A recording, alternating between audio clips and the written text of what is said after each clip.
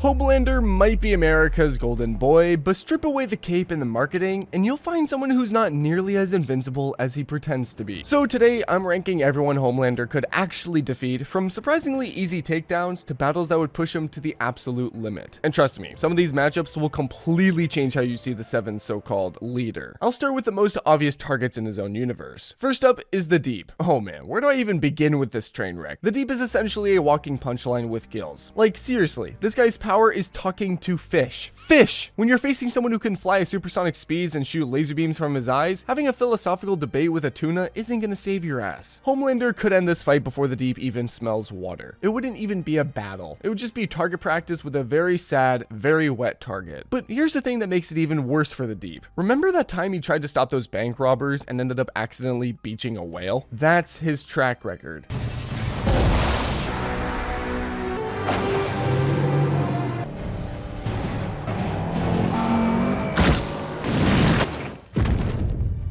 This is a guy whose superhero career peaked when he didn't sexually assault someone for a whole week. His powers are limited by environment, his confidence is shot to hell, and his fighting experience consists of getting his ass handed to him by literally everyone. Homelander would hover 30 feet up, watch the Deep frantically summon whatever sea life he can find, probably a couple of confused dolphins and maybe a really pissed off octopus, then methodically laser them all while maintaining eye contact. The psychological warfare alone would be devastating. Picture the Deep watching his aquatic friends get turned into seafood while he stands there helpless, probably crying into his gills. Game over in under 60 seconds. Now moving on to A-Train, and this is where things get slightly more interesting. A-Train represents a completely different type of threat, and I'll give him credit where it's due. His super speed is genuinely terrifying. We've seen him move faster than bullets and literally run through people like they're made of tissue paper. Don't you ever besmirch Billy.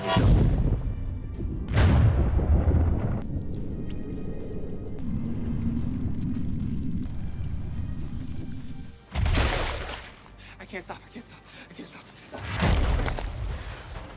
Robin? When A-Train builds up momentum, he becomes a living projectile capable of devastating damage. But here's the problem with A-Train, and it's a big one. He's a one-trick pony who thinks he's a thoroughbred. His entire fighting strategy revolves around run fast, hit hard, and hope for the best. That works great against normal humans and low-tier supes, but against someone who can match his speed while possessing superior durability and aero mobility, it's like bringing a really fast knife to a gunfight. And let's talk about that heart condition, shall we? This is a speedster whose heart might literally explode if he pushes too hard. Imagine being in a deathmatch and having to constantly monitor your Fitbit to make sure you don't cardiac arrest yourself to death.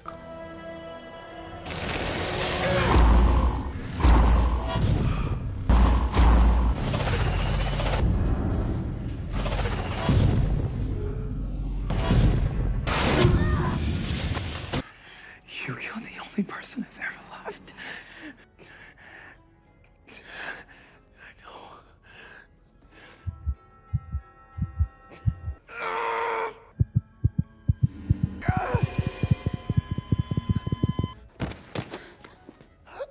I think he's having a heart attack.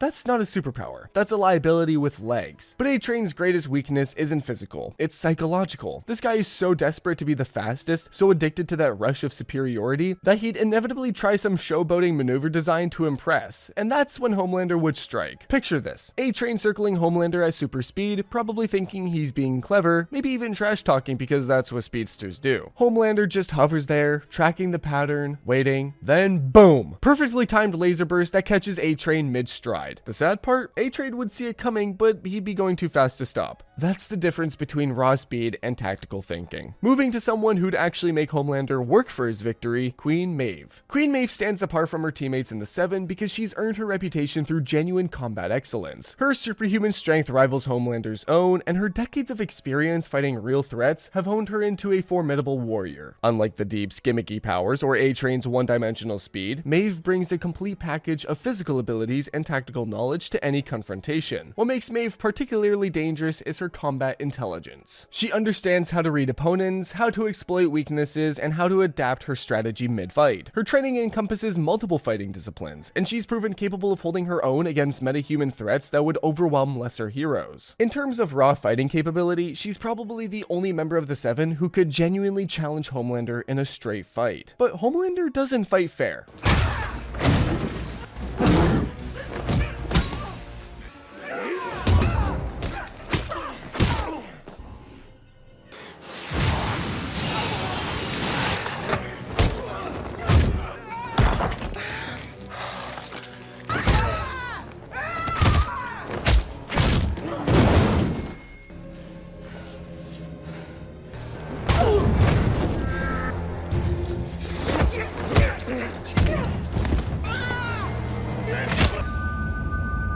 and that's where Maeve's greatest strengths become potential weaknesses. Her humanity, her capacity for love and emotional connection provides Homelander with psychological ammunition that he wouldn't hesitate to use. Her relationship with Elena represents the kind of vulnerability that Homelander specializes in exploiting. Picture Homelander threatening Elena's safety, forcing Maeve to choose between protecting her loved one and fighting effectively. That internal conflict would compromise her focus and create openings for Homelander to exploit. Even without direct threats, simply knowing that Maeve has something to lose gives Homelander a psychological edge that pure physical strength can't overcome. From a tactical standpoint, Maeve's fighting style emphasizes close quarters combat where her strength advantage is most pronounced, but Homelander's heat vision allows him to engage from range, forcing Maeve to close distance under fire. Every step forward becomes a calculated risk, and Homelander's aerial mobility means he can dictate the terms of engagement. The fight would be brutal and extended, with Maeve landing significant blows and actually forcing Homelander to take the battle seriously. But her moral restraints, her unwillingness to kill unnecessarily, would ultimately prove decisive. Where Maeve hesitates to deliver a finishing blow, Homelander strikes without mercy. Moving beyond the Seven, let's examine Starlight. And this one honestly makes me a little sad. Annie January brings something completely different to the table. Genuine heroism backed by formidable powers. Her light-based abilities can generate devastating energy bursts, create blinding flashes, and interface with electrical systems in ways that could seriously fuck up someone's day. When Starlight's operating at full capacity with adequate power sources, she can unleash attacks that would challenge even powerful metahumans.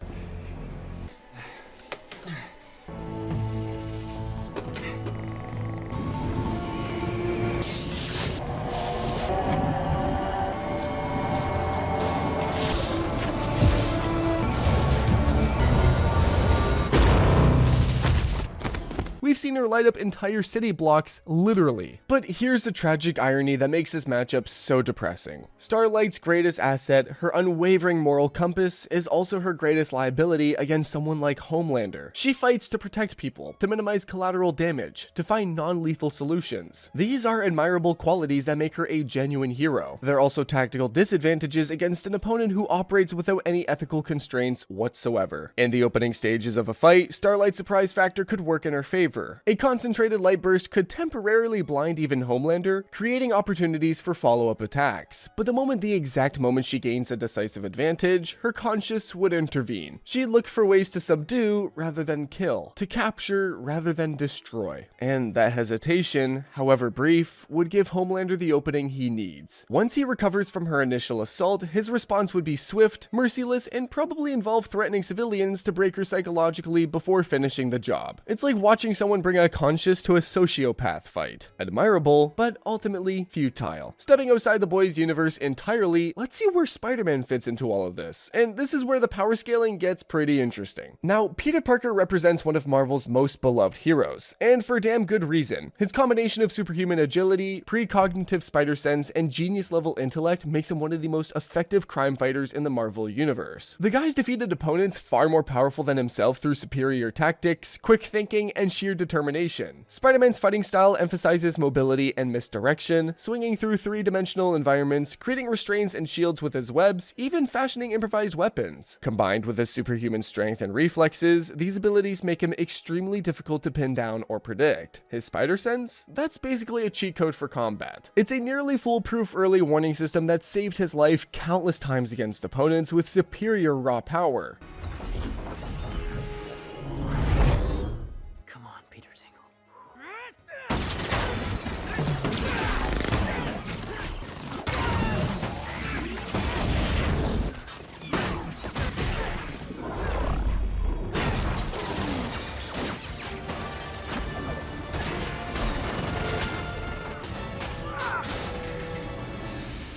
I trusted you.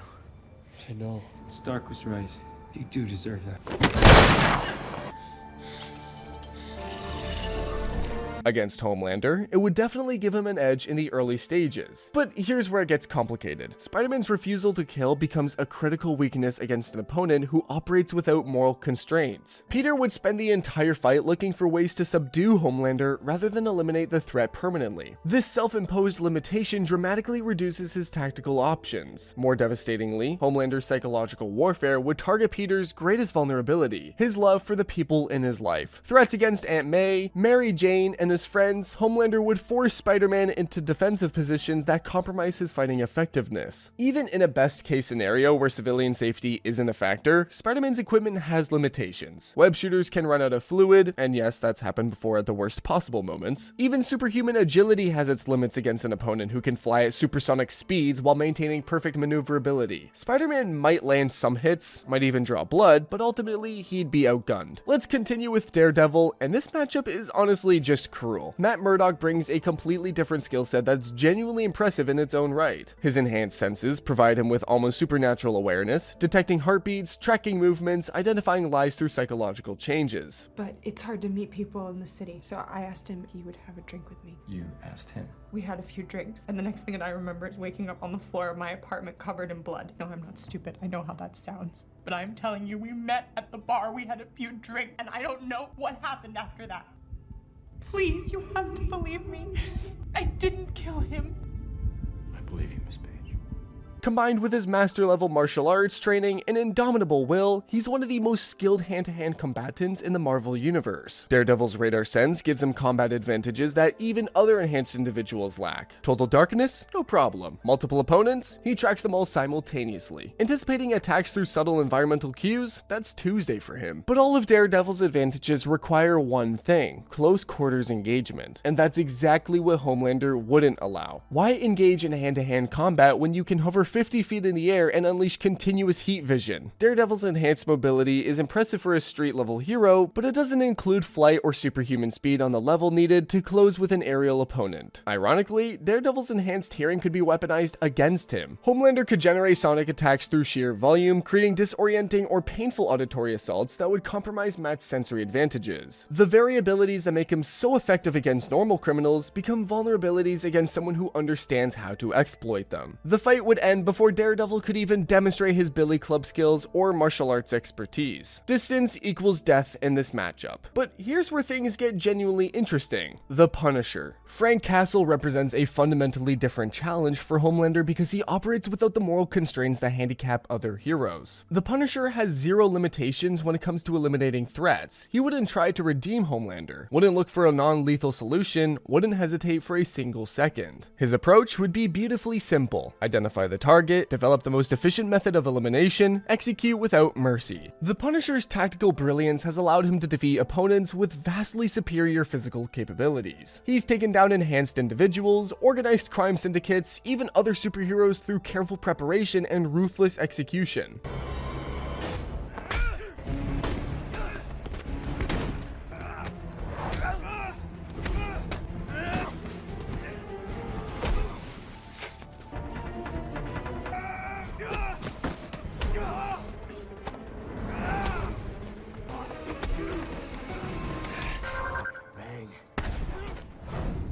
His military background provides strategic thinking that most street-level heroes lack. In preparing for Homelander, Frank would study every available piece of intelligence: behavioral patterns, psychological pressure points, contingency plans for multiple scenarios. Unlike other heroes who might hesitate or show mercy, the Punisher would be looking for the most efficient way to end Homelander permanently. The Punisher's arsenal extends far beyond conventional firearms: military-grade explosives, specialized ammunition, improvised weapons that could potentially inflict damage on even highly durable opponents. His knowledge of chemistry and ballistics means he could develop custom solutions specifically designed to exploit weaknesses. But even Frank Castle's tactical brilliance runs up against the reality of Homelander's overwhelming physical advantages. Flight, super speed, enhanced senses, and near invulnerability create challenges that conventional weapons simply cannot overcome. This would represent the closest thing to a fair fight on this entire list. Frank wouldn't hesitate, wouldn't pull punches, wouldn't let emotions cloud his judgment. It would be a battle between two killers, with victory ultimately going to the one with superior raw power. But Homelander would actually have to earn that victory. Moving into DC territory, let's examine Green Arrow and Hawkeye together because, honestly, they face identical problems. Oliver Queen and Clint Barton both bring master-level archery skills and impressive arrays of specialized trick arrows. Their tactical expertise has allowed them to hold their own against metahuman threats that vastly outclass them physically.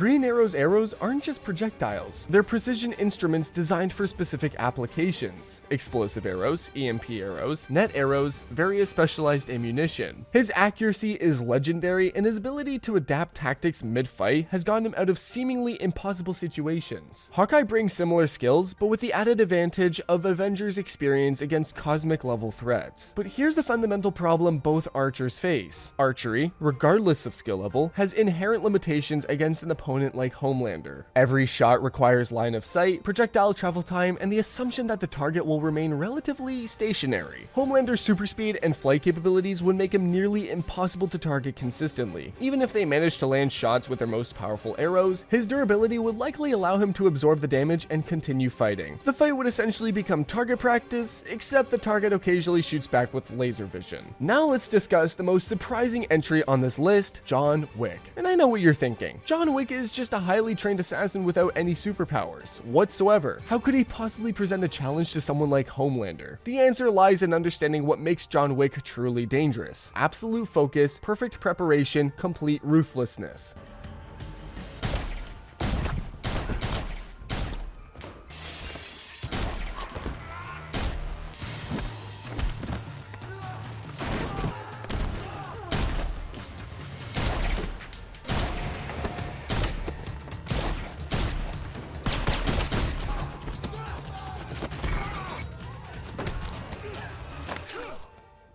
The man's a professional who didn't survive in his line of work by making fair fights. John Wick wouldn't attempt to fight Homelander directly because that would be tactical suicide. Instead, he'd approach the problem like the professional assassin he is. Identify pressure points, develop systematic approaches, exploit weaknesses others might overlook. His strategy would involve researching Vought International, identifying leverage points within the corporate structure that supports Homelander, target key personnel, disrupt financial networks, create systematic chaos designed to force Homelander into increasingly desperate responses. Most importantly, John Wick understands that sometimes the most effective way to destroy someone isn't through violence. It's by destroying everything they care about until they make fatal mistakes driven by rage and desperation. But even with all that tactical brilliance, John Wick remains fundamentally human. If Homelander ever forced direct confrontation, the fight would end instantly. Wick's only chance would be to never allow that confrontation while systematically destroying Homelander's life from the shadows. Let me rapid fire through some other contenders because honestly, they all face similar problems. Iron Fist brings mystical martial arts and cheap powered strikes that can shatter steel. Impressive, but all his advantages require close quarters combat that Homelander simply wouldn't allow. Luke Cage has genuine superhuman strength and unbreakable skin. He could potentially absorb some punishment and keep fighting, but Homelander's heat vision operates at temperatures that could overwhelm even enhanced durability. Jessica Jones brings superhuman strength, limited flight, and investigative skills. Her psychological resilience might make her more resistant to Homelander's mind games, but her power levels operate below what's needed to challenge him effectively. The pattern remains consistent across all these matchups. Homelander's combination of flight, heat vision, super speed, and complete moral flexibility gives him decisive advantages. Physical power trumps skill, aerial superiority negates ground-based advantages, and psychological warfare proves just as important as direct combat ability. But here's what makes this analysis interesting. It's not just about who wins or loses. It's about understanding the mechanics of power, the psychology of conflict, and how different fighting philosophies create advantages or vulnerabilities. Homelander succeeds against these opponents not just because he's stronger, but because he's willing to fight dirty, exploit weaknesses, and escalate beyond what his opponents are prepared to handle. His greatest strength isn't his heat vision or flight, it's his complete lack of moral constraints. If you enjoyed this video and want to see if the Invincible universe could survive the Saiyan invasion, click now.